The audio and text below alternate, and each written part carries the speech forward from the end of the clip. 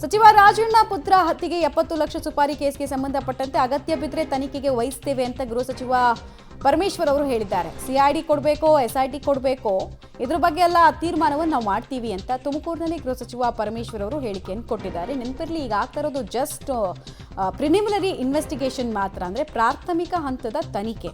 ಯಾವುದೇ FIRಗಳು ಆಗಿಲ್ಲ. ಇದರಲ್ಲಿ 14 ದಿನ ಟೈಮ್ ಇರುತ್ತೆ.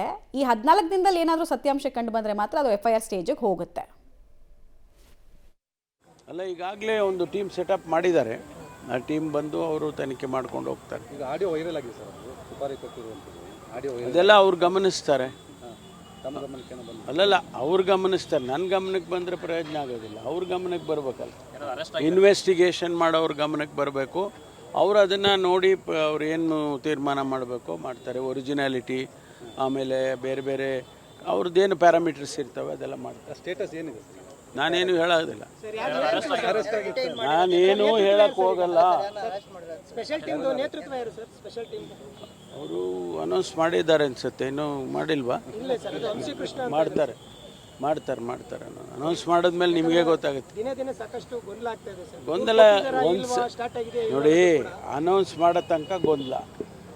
ಅನೌನ್ಸ್ ಆದಮೇಲೆ ಇವತ್ತು ನಾಳೆಗೆ ಆಗುತ್ತೆ.